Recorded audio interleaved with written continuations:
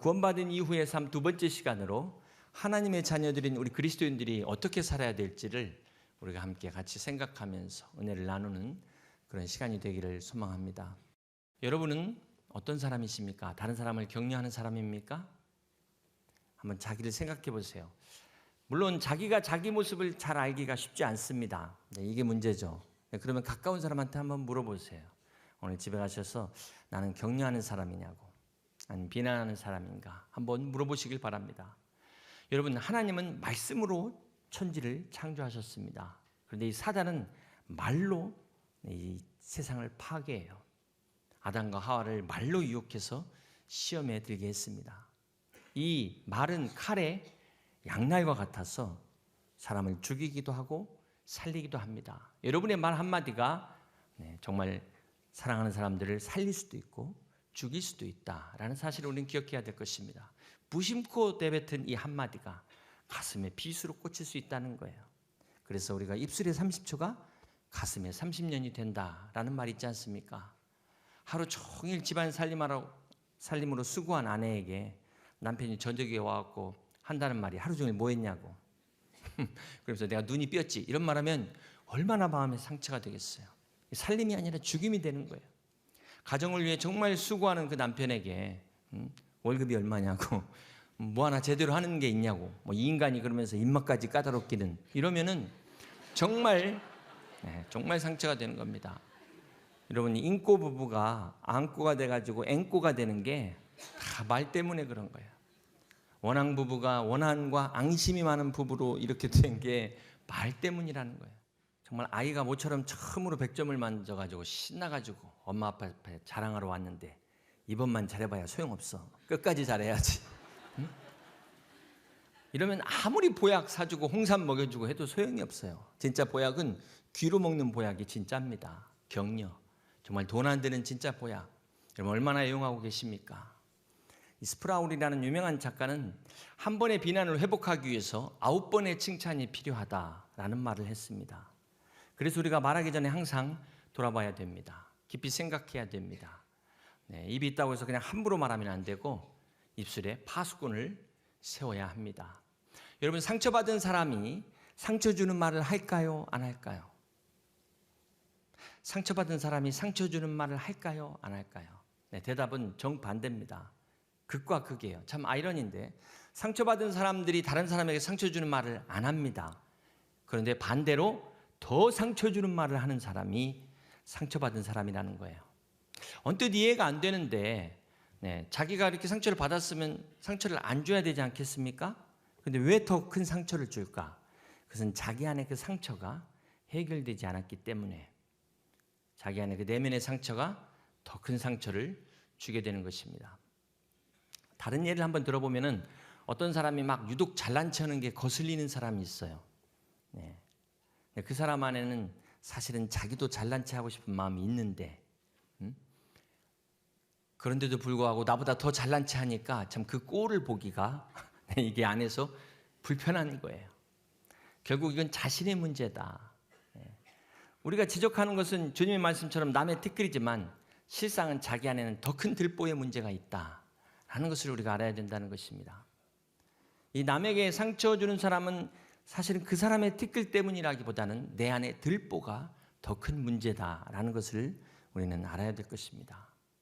여러분, 교회 안에서는 어떤 말이 상처를 줄까요? 여러분, 어떤 말에 상처받으십니까? 정말 어려운 가운데 있는데 기도 안 해서 그렇다. 믿음이 없어서 그렇다. 아니, 그거 누가 모릅니까? 그 처음부터 믿음 있는 사람이 있어요? 나올 때부터 할렐루야 하고 나온 사람 있습니까? 그렇기 때문에 우리 이런 문제가 있을 때마다 서로 돌아봐야 됩니다. 먼저 상대방 입장에서 생각해 봐야 돼요. 혹시 내가 이 말이 상처를 주지 않을까? 이 사람들의 특징이 하나 있더라고요. 자기가 말해줘야 된다는 거예요. 이게 자기의 사명이라고 생각해요. 그건 착각입니다. 그런 마음이 들었다면 그 사람은 아니에요. 그거는 나한테 기도할 책임을 주신 것입니다. 먼저 기도해야 될 일이지 비난하고 비판할 일이 아니라는 것입니다. 여러분, 아무리 진리도 사랑이 없는 말은 상처가 돼요. 그 사람 가슴에 피를 흘리게 할 수 있어요. 그렇기 때문에 우리는 항상 비판과 비난은 줄이고 기도를 늘려야 되는 것입니다. 자, 그런가 하면 자신의 입장에서도 한번 생각해 봐야 돼요.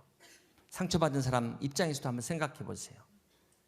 내가 이걸로 이렇게 흥분할 만한 것인가?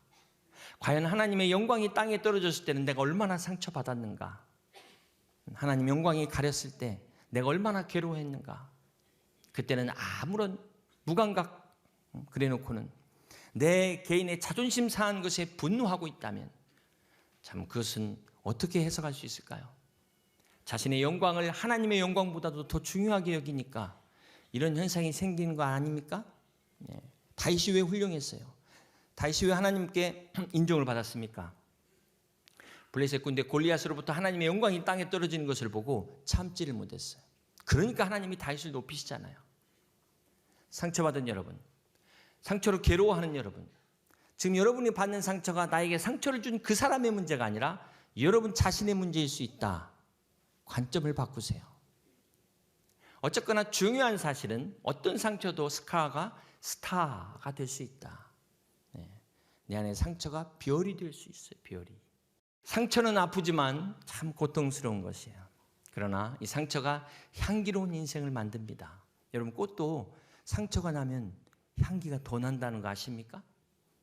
사랑하는 여러분, 가정과 교회는 이 상처를 치유하는 장소입니다.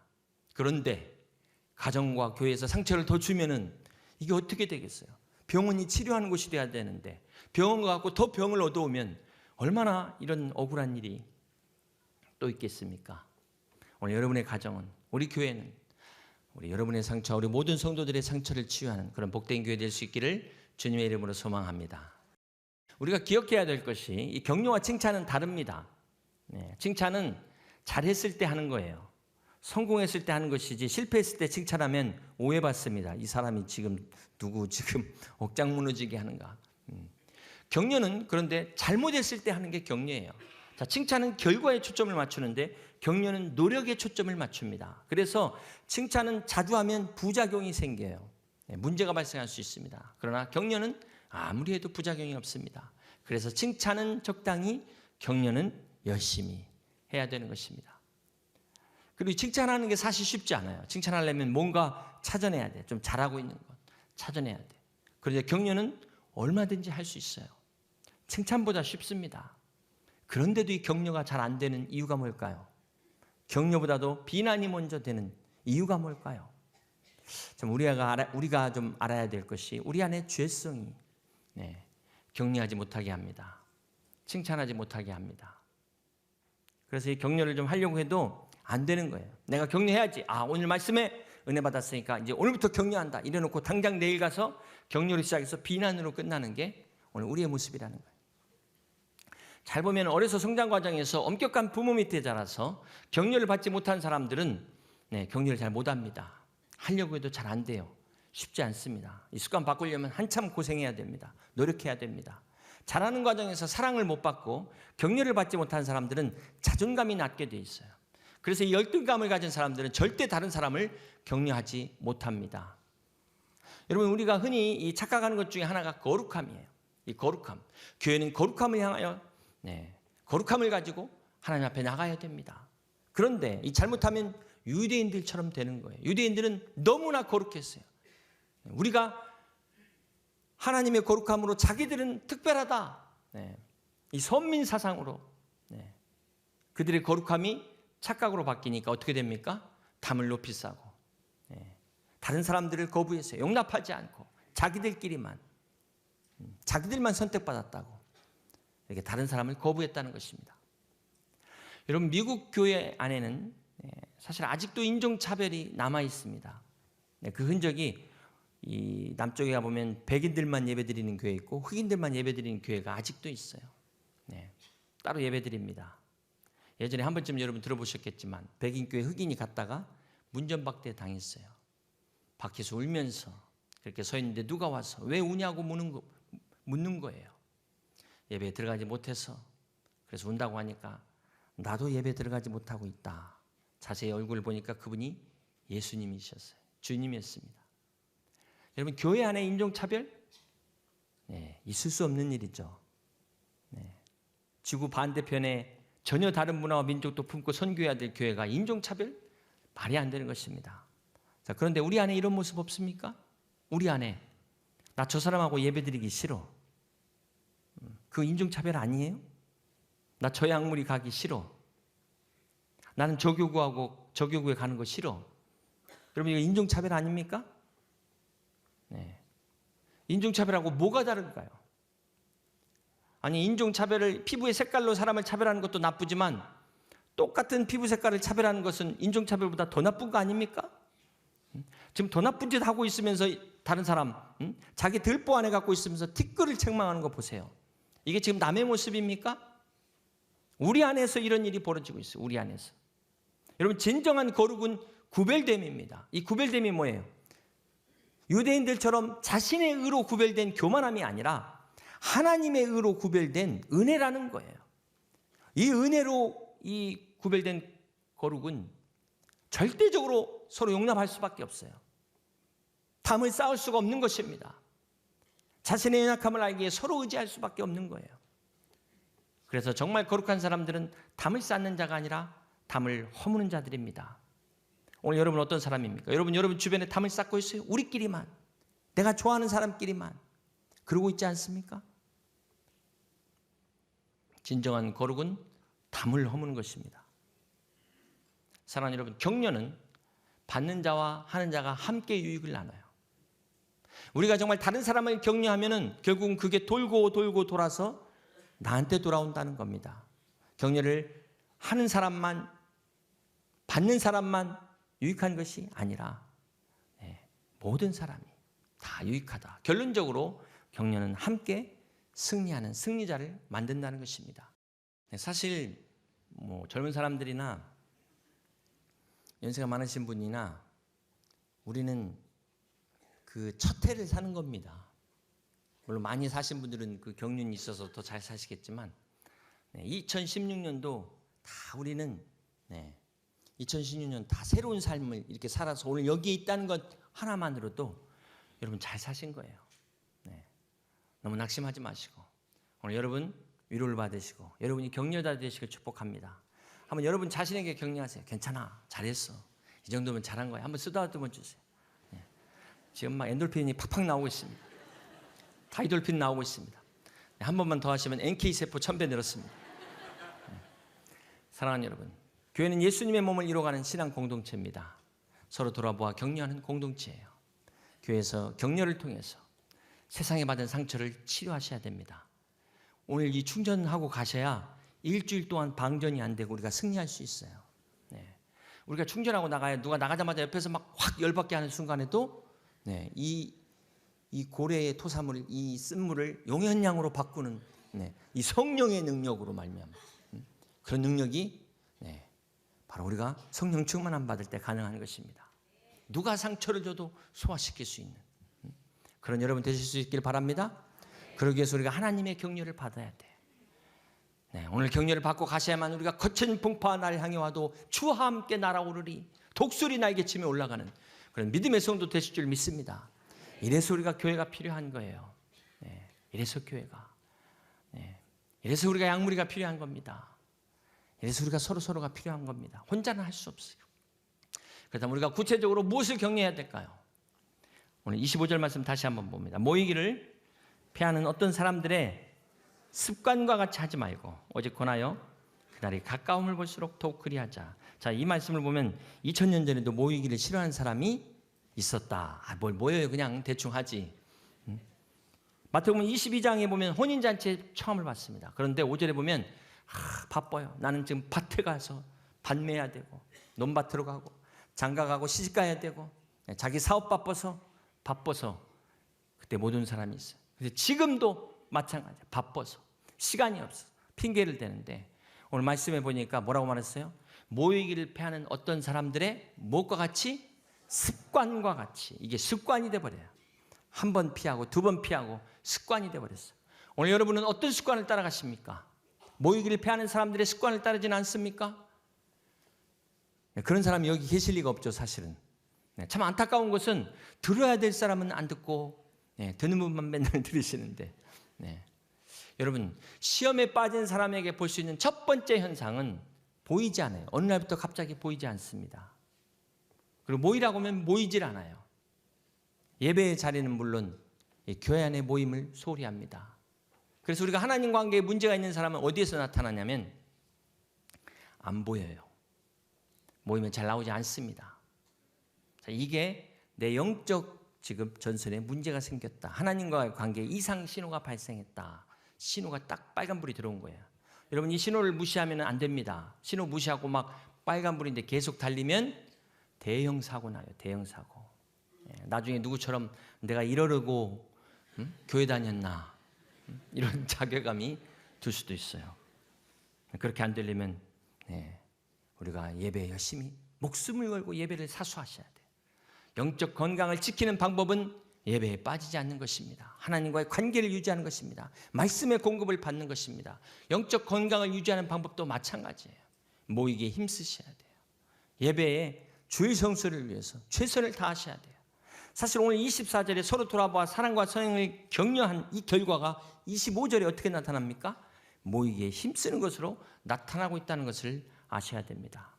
여러분 우리가 서로 사랑하고 격려하는데 모이고 싶겠어요? 안 모이고 싶겠어요? 한번 잘 생각해 보세요. 내가 격려하는 사람이 어떤 사람인지. 그건 나를 격려한 사람이에요. 절대로 비난하는 사람이 기억나는 사람 한번 있으세요? 아마 없으실 거예요. 내가 지금도 가고 싶은 모임은 나를 위로하고 격려하는 모임. 가고 싶은 모임일 거예요. 여러분 이 장작도 젖은 장작도 훨훨 타오르는 데다 집어넣으면 금방 불이 붙어요. 그런데 잘 붙은 나무도 떼어놓으면 금방 꺼집니다. 붙은 불도 떼어놓으면 꺼져요. 우리가 함께 모여서 예배드리고 기도한다는 게 얼마나 영적 파워가 있는지 몰라요. 아시겠습니까? 사랑하는 성도 여러분, 그렇기 때문에 우리가 이 영적인 모임에 모이는 게 중요한 겁니다. 그냥 졸더라도 일단 오세요. 그러니까 이렇게 끝나면서 야 내가 이렇게 졸 바에야 뭐대로 교회 오냐, 집에 가서 그냥 발 뻗고 자자, 그게 아닌 거예요. 이렇게 가끔 깨서 한마디 듣는 거라도 붙잡고 가는 게 얼마나 중요한지 모르는 거예요. 오래전에 영국의 어느 신문사에 이런 글이 실렸습니다. 나는 지난 30년 동안 거의 빼놓지 않고 꾸준히 교회 예배에 참석했습니다. 그리고 그동안 최소 3,000번의 설교를 들었습니다. 그러나 놀랍게도 기억에 남는 것이 없습니다. 그러자 다음 주에 다음과 같은 글이 실렸다고 합니다. 나는 결혼한 지 30년 지났습니다. 계산해보니 그동안 3만 번 이상의 식사를 했습니다. 대부분의 아내가 요리해 준 것인데 문득 나는 어떤 메뉴도 기억나지 않는다는 사실을 알았습니다. 하지만 그 음식들이 없었다면 아마도 나는 오래전에 굶어 죽었을 것입니다. 네, 그렇습니다. 여러분 콩나물은 흐르는 물에 자랍니다. 흐르는 물 무시하지 마세요. 한 번의 예배 별것 아닌 것 같지만 한 번의 예배가 우리 인생을 좌우합니다. 별로 오늘 은혜 못 받고 졸다가 가시더라도 여러분 영혼의 양식이 이어지고 있다, 끊어지지 않은 것만으로도 감사하며 나가실 수 있기를 주님의 이름으로 축복합니다. 사도행전 2장 46절에 말씀합니다. 날마다 마음을 같이하여 함께 있습니다. 성전에 모이기를 힘쓰고 집에서 떡을 떼며 기쁨과 순전한 마음으로 음식을 먹고. 초대교회가 날마다 마음을 같이해서 모이기에 힘썼다.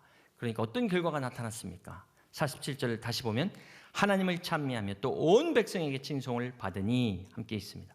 주께서 구원받는 사람을 날마다 더하게 하시니라. 그 결과가 칭찬을 받았어요. 교회가 칭찬을 받으니까 구원받는 사람들이 날마다 더했다라는 것입니다.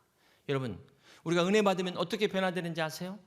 초대교회 성도들처럼 날마다 마음을 같이 하게 돼요. 모이기에 힘쓰게 돼요. 뭐 광고도 없고 아무 모임도 없는데 혼자 와가지고 교회를 기웃거리게 되는 거예요. 이게 바로 은혜 받은 증거입니다.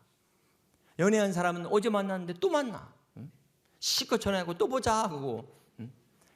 여러분 우리가 이 돌보고 격려하는 사람들 정말 보고 싶을까요? 안 보고 싶을까요? 보고 또 보고 싶고 뭐 그런 노래도 있잖아요.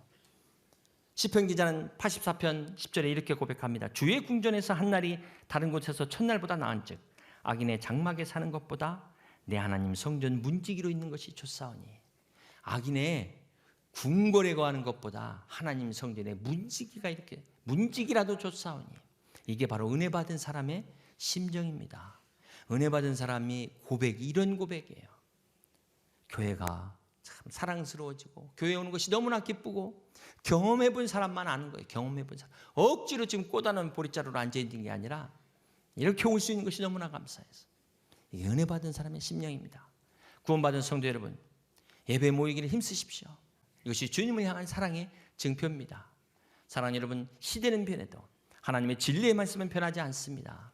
하나님이 우리에게 요구하시는 신앙의 모습은 2000년 전 초대교회나 지금이나 똑같다는 거예요. 동일합니다. 그러므로 성도는 사랑과 선행으로 격려하는 삶을 살아야 됩니다. 구원받은 성도라면 교회 모임에 힘써서 예배에 참석해야 되는 거예요. VIP 새생명 축제 전도를 받아서 교회 나온 지 얼마 안 된 새신자가 자신을 전도한 분에게 찾아가서 이렇게 막 푸념합니다. 나 이제 신앙생활 못하겠어. 신앙생활 했는데 어떻게 힘든 일이 더 많아지고 되는 일보다 안 되는 일이 더 많아요. 막 이래가지고 낙심해가지고 교회 안 나온다고 하니까 전도하신 분이 막 손을 꼭 잡으면서 이렇게 물었어요. 형제님, 사과나무에 잔가지와 잎이 너무 많아서 열매를 맺지 못하면 어떻게 하시겠습니까? 그럼 쓸데없는 가지 잎 다 잘라야죠. 그렇습니다. 신앙생활도 마찬가지입니다. 지금 많은 열매를 맺게 하시기 위해서 하나님이 당신의 삶에 필요 없는 부분을 자르고 있는 가지치기를 하고 있는 것입니다. 지금까지 당신이 하나님 없이 살아오며 생겼던 이 죄들, 불필요한 가지들, 더러운 것들 제거하는 과정입니다. 조금 아프고 힘들겠지만 참고 견디고 인내하면 반드시 열매를 맺을 겁니다. 이렇게 위로해서 격려해가지고 이 사람이 포기하지 않고 승리했다는 이야기가 있습니다. 그렇습니다. 여러분, 인생에 그림자가 있다는 건, 그림자라는 건 얼마나 절망과 어둠입니까? 그런데 반대로 그림자는 태양이 있어야만 그림자가 생기는 거예요. 그림자 반대편에 태양이 있다는 것, 우리의 시각을 바꾸세요. 믿음의 눈을 들어서 하나님을 바라보세요. 마라의 쓴물 때문에 이스라엘 백성들은 불평했지만 불과 11km 떨어진 곳에 엘림의 축복이 있었어요. 엘림의. 사랑하는 성도 여러분, 고지가 바로 저긴데 조금만 참으세요. 인내하세요. 포기하지 마십시오. 여기까지 온 게 억울해서라도 끝까지 인내하셔서 이 놀라운 축복을 누리는 여러분 다 되시길 주님의 이름으로 간절히 축원합니다. 사랑하는 여러분, 하나님께서는 우리의 고난을 면제시켜준다 말씀하지 않으셨습니다. 그러나 이 고난을 이길 방법을 주셨어요. 여러 가지 방법을 주셨습니다. 그 중에 하나가 전도서 4장 12절 말씀입니다. 함께 있습니다. 한 사람이면 패하겠거니와 두 사람이면 맞설 수 있나니 세 겹줄은 쉽게 끊어지지 아니하느니라. 여러분, 두 사람인데 왜 세 겹줄일까요? 두 겹줄이 아니고? 그것은 바로 거기에 하나님이 함께 하시기 때문에 세 겹줄이 되는 것입니다. 그러므로 힘을 내십시오. 주님이 함께 하시잖아요. 주님이 손잡고 계시잖아요. 주님이 나와 함께함을 믿는다면 어떤 역경도 고난도 이길 수 있음을 믿으시길 바랍니다. 그러므로 이 위로로 함께 위로하고 격려하고 승리하며 서로를 세워나가는 저와 여러분 되시길 주님의 이름으로 축복합니다. 여러분, 이 위로와 격려는 부메랑이에요. 반드시 돌아옵니다. 여러분에게 안 돌아가면 자녀에게 돌아가요. 아니면 손주에게라도 반드시 돌아갑니다. 네. 그래서 사랑하는 여러분 가족과 성도들이 예배와 모임에 잘 참여하도록 격려하십시오. 네, 격려하십시오. 네, 이것이 바로 함께 세우는 교회입니다. 함께 섬기는 교회입니다. 오직 권하여 그날의 가까움을 볼수록 열심히 예배 참여할 수 있도록 힘쓰시고 또 서로 격려하며 위로하기를 더욱 그리하는 저와 여러분 되실 수 있기를 주님의 이름으로 간절히 축원합니다. 생명의